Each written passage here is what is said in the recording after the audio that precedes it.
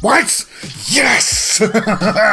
Oh, wow, this is fantastic. This is some of the best Batman news we've ever had.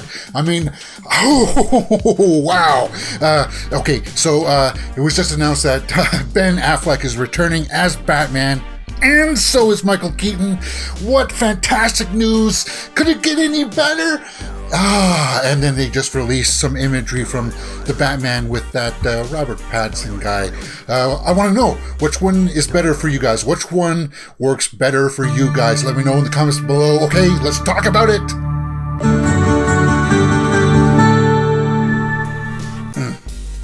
The Batman.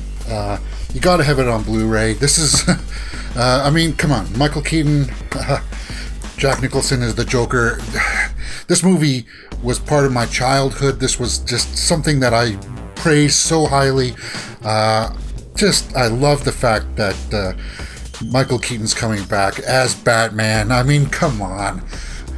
Even if it's just going to be like in a scene or two. But from what I'm reading from the Vanity Fair article is that it's going to be a fairly substantial role. So what we're going to do here is we are going to pull it up on the side here, on the sidebar for the Vanity Fair article, and which just starts off exclusive. Ben Affleck will return as Batman in The Flash. So this will be in the Flash movie with Ezra Miller, which I'm guessing is going to be like a Flashpoint storyline where things kind of get jumbled up and you get to see different universes. So we'll see Batfleck, and we're going to see apparently Michael Keaton's Batman. I'm guessing as the older one, obviously. I hope they don't go with the de-aging, but we'll see what the article says. Just look at that. That just looks so fantastic.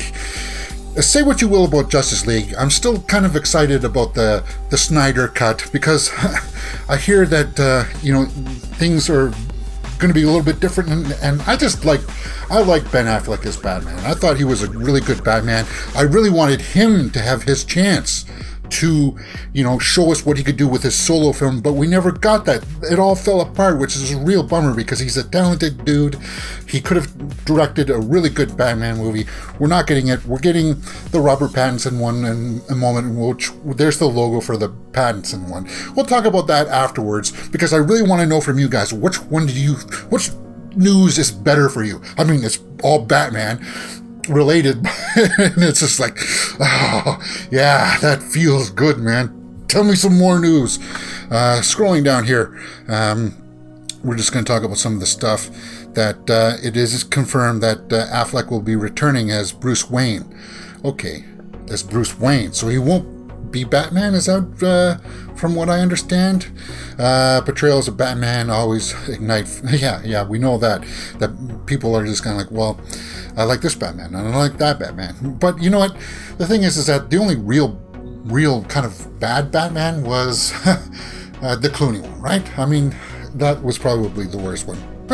Some people will say Adam West, but they were going for that campy version, and I won't fault them for that. This article just says, does this disrupt that Batman, starring Robert Pattinson?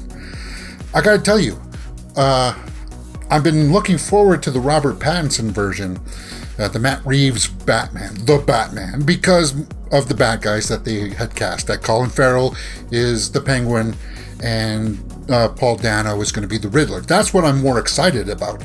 And I'm not really all that really hyped about Robert Pattinson. I know people out there will tell you he's a really good actor and you should see him in The Rover and all of these other great movies because he can act and he should be given his fair chance. Well, you know what? After that article came out where he's kind of like, I don't really need to work out for Batman. The big stars, they never did that before. Once I heard that report, I'm not going to be really too excited until probably this weekend when we get to see the first actual footage of him that's going to be released at this DC FanDome event. But today, Vanity Fair, does it disrupt? Does the news that Batfleck and Michael Keaton are coming back as Batman, or at least Bruce Wayne, for this Flash movie that's going to be released there, it says, in summer of 2022. I'm just, oh God, yeah, and Ezra Miller's back. Just imagine.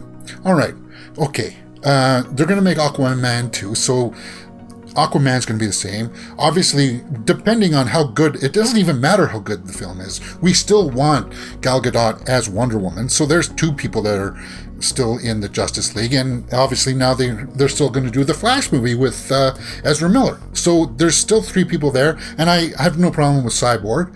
The only other two people that they're really leaving out is Batfleck and Henry Cavill Superman. Why would you leave those two big people out of it? There's just so much with that Justice League universe that if Snyder can somehow reignite the passion and the fandom for that, I want to see more Ben Affleck's Batman. I'm going to tell you straight up, that's my side. Straight up, I want to see more of Batfleck. I want to see this universe of the Batman, because I feel like it's not even reached its full potential like the Avengers did with Endgame and Infinity War. The Batman, I have no problem with that. That's kind of like its separate universe, like Joker, and I'm just like, oh my God, I'm just so excited for this. I can't wait for this to happen.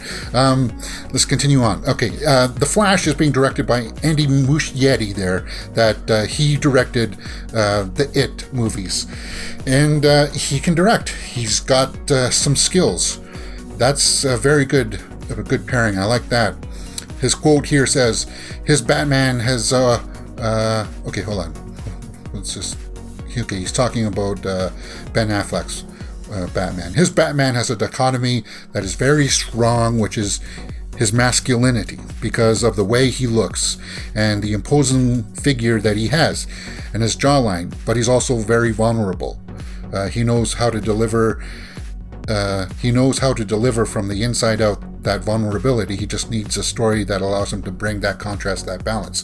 Affleck got the script at the end of last week and agreed to join the project. So yeah, and Affleck is a good Batman, but he's also a good Bruce Wayne. As much as you will say about B versus S, that warehouse scene when he's just laying waste to all the bad guys, yeah, he can do the action. He's got the jawline for it and everything. He looks fantastic as Batman. We know that. But I also liked his parts as Bruce Wayne when he's watching Superman and Zod fight. He was a good Batman. And we never really got to see him make that movie. I really wish that we got to see a Ben Affleck Batman movie. I really do. That's really what's... just kind of like, come on, man, we want it. I don't know what the studio executives were thinking. I really don't. I'm glad to be collaborating with someone who has been on both sides of the camera too, Muschietti says. He understands, close quote. And then it goes on to say that Michael Keaton is going to be back for a substantial part. Oh, God. And there he is from Batman Returns. Oh, Jesus. It's going to be fantastic. If they can get both of these two guys to pop, and it's going to be centralized around Barry Allen, Ezra Miller's character going through these different universes, they've got something that can be very explosively popular, because it's sort of like their version of Spider-Man into the Spider-Verse. It's kind of like their version of that. And if they can pull that off, man, they're dealing with something that can easily make $1 billion with this, and easily. And it's weird because it's all centralized around the heroes. You heard what I said about the Batman with Robert Pattinson. I said I'm not too really interested in his version of Batman. I'm more curious about the bad guys, which is sort of the way it's always been with Batman. Come on, even in Batman, Jack Nicholson's Joker was just kind of like stealing the limelight. Yeah, my God, it's just I really, really want to see a Ben Affleck Batman movie. I just hope this just gets everybody excited again, because we're talking about the DC universe, and everybody's been there's been some hits and misses, right? A lot of people didn't like Harley Quinn, but I did. A lot of people didn't like Suicide Squad. It had some potentials in there. Joker knocked it out of the park, because now they're not concentrating on it being like the same universe.